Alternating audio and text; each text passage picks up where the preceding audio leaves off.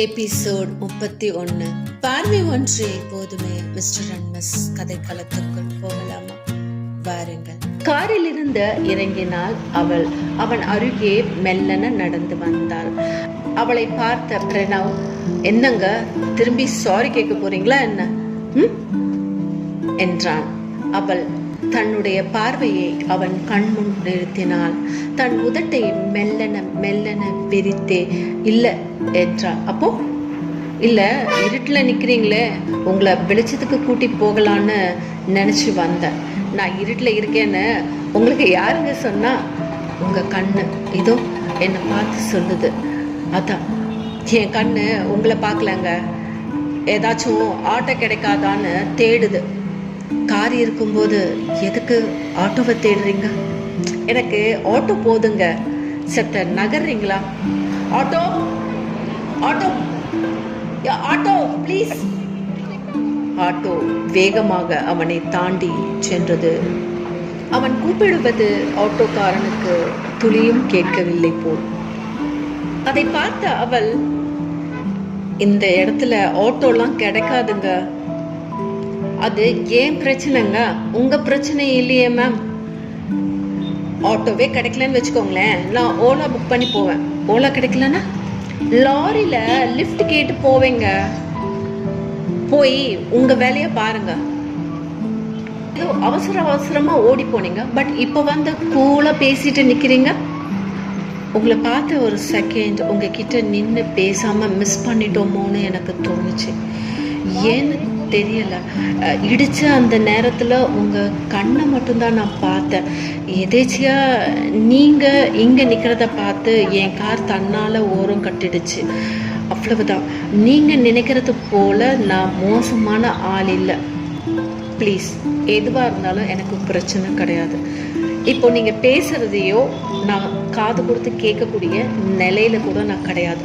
Please தயவு செய்து போங்க. நான் சொல்றது ஏன் உங்களுக்கு கேட்கல? ப்ளீஸ், நான் உங்ககிட்ட ஒரு விஷயம் ஷேர் பண்ணணும். அதுக்கு எனக்கு ஒரு 5 நிமிஷம் டைம் கொடுக்கலாமே? சாரிங்க, நீங்கள் சொல்கிறத கேட்கக்கூடிய மனநிலையில் நான் இல்லைன்னு இப்போ தான் சொன்னேன். என்னை ஏன் டிஸ்டர்ப் பண்ணுறீங்க? இல்லை, நீங்கள் சொல்கிறது எனக்கு புரியுது. பட் என்னோட சுச்சுவேஷனையும் ஒரு 2 செகண்ட் டைம் கொடுத்தீங்கன்னா சொல்லுவேன். அதுக்கப்புறம் உங்கள் விருப்பம். நீங்கள் எப்படி வேணால் செய்துக்கோங்க. ப்ளீஸ் ப்ளீஸ், எனக்காக 2 செகண்ட் நான் சொல்கிறத கேட்டால் போதும். ப்ளீஸ். என்ன கேட்கணும்? ஒரு செகண்டாவது கொடுங்களேன். சொல்லுங்கள். என்னோட வீடு மடிப்பாக்கத்தில் இருக்கு. நேற்று பெங்களூருக்கு வந்து நான் போயிருந்தேன். என்னோட பெங்களூரில் வந்து 2 days வேலை. பட் ஆனால் என்னோடய ஒர்க் வந்து 1 dayலேயே முடிஞ்சிருச்சு. ஸோ நான் நேற்று பெங்களூர்லேருந்து இன்னைக்கு இப்போ சென்னைக்கு வந்துட்டேன். பட் வீட்டுக்கு போகலான்னு நினச்சிட்டு எதேச்சியாக அம்மாவுக்கு கால் பண்ணேன் காரில் ஏறிட்டு. பட் அம்மா வந்து நான் 2 days ஆகுன்றதுனால அவங்க பெரியம்மா வீட்டுக்கு கிளம்பி திருச்சிக்கு போயிருக்காங்க. என்ன பிரச்சனைனா, சாவி அவங்கக்கிட்ட மாட்டிக்கிச்சு. நான் 2 days ஆகுன்ற நினச்சி அவங்க கிளம்பியிருக்காங்க. இல்லைன்னா கண்டிப்பாக சாவியை பக்கத்து வீட்லையாவது கொடுத்துட்டு போயிருப்பாங்க. இப்போது நான் எங்கே போய் நிற்கிறதுன்னு தெரியல. அம்மா இப்போது 2:30 ஆகுதா? அம்மா மார்னிங் ஆக்சுவலாக ஃப்ளைட் பிடிச்சி எப்படியும் மார்னிங் 9:30 10க்குள்ளே இங்கே வந்துடுவாங்க. பட் இன்பிட்வீன் டைமில் நான் எங்கே போகிறது என்ன பண்ணுறதுன்னு நான் தெரியாமல் இருக்கேன். நானும் பொண்ணு தானே. அட்லீஸ்ட் கண்டிப்பாக நான் கொஞ்சம் அழகாக இருக்கேன்னு எனக்கு தெரியும். ஏன் உங்களுக்கு தெரியும்? இதை நான் கேட்கல. இல்லை, நான் சொன்னேன், நீங்கள் கேட்கல. ஆக்சுவலாக உங்களுக்கு எங்கே போகணுன்னு சொல்லுங்கள், நான் உங்களை அங்கே ட்ராப் பண்ணிடுறேன். அதுக்கப்புறம் எப்படியும் உங்களுக்கு ஒரு 1 hour ஆகும் இல்லையா? அதுக்குள்ளே நான் திருப்பியும் என் காரை எடுத்துகிட்டு சுற்றிட்டு மார்னிங் வந்துடும். திரும்பவும் எங்கே வந்து ஃப்ளைட்டில் ஏர்போர்ட்டுக்கு வந்துட்டு எங்கள் அம்மாவை பிக்கப் பண்ணிவிட்டு நான் வீட்டுக்கு போயிடுவேன். இன்பிட்வீன் டைமில் நான் தனியாக எங்கே சுற்றுறதுன்னு தெரியாததுனால தான் உங்களை கேட்டேன். உங்களை பார்க்கும்போது என் மனசில் உங்ககிட்ட சொல்லணும், உங்ககிட்ட ஹெல்ப் கேட்கணும்னு தோணுச்சு. ஸோ உங்களுக்கும் ஹெல்ப் பண்ண மாதிரியும் இருக்கும், எனக்கு நானே ஹெல்ப் பண்ணிக்கிட்ட மாதிரியும் இருக்கும். அதனால தான் உங்ககிட்ட கேட்டேன். ப்ளீஸ்.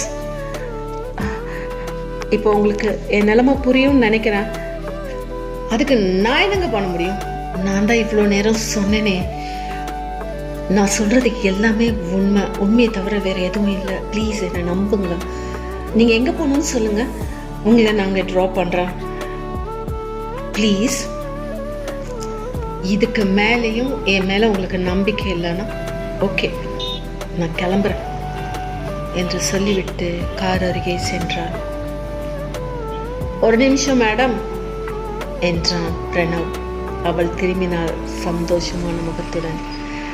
அவன் பேக்கை தன் சூட்கேஸையும் தூக்கினான்.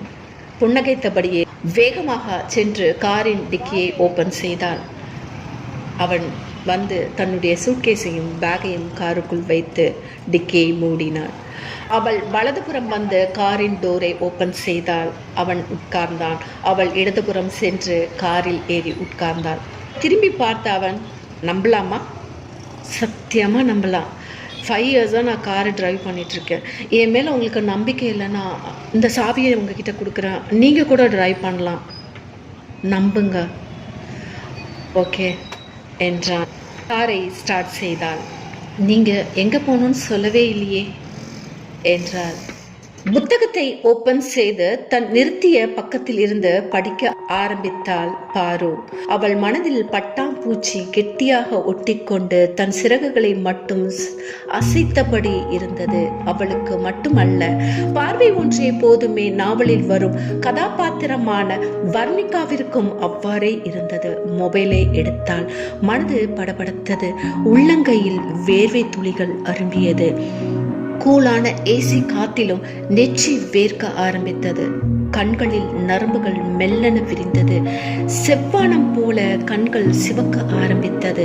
பட்டாம்பூச்சி தன்னுடைய மெல்லிய கால்களில் இதயத்தை அழுத்தமாக பிடித்துக்கொண்டு தன் இறக்கைகளை மட்டும் படபடவென்று அடிப்பது போல் தோன்றிய உணர்வில் அவள் இதயம் சற்றே கனத்தது. தன் கனத்த இதயத்தோடனே தன் விரல்களை கொண்டு மெல்லன தன் மொபைலில் வாட்ஸ்அப்பை ஓபன் செய்தாள். இதன் தொடர்ச்சி அடுத்த எபிசோடில் பார்க்கலாம். அதுவரை உங்களிடமிருந்து விடைபெறுவது உங்கள் அன்பு உதயஸ்ரீ. நன்றி, வணக்கம்.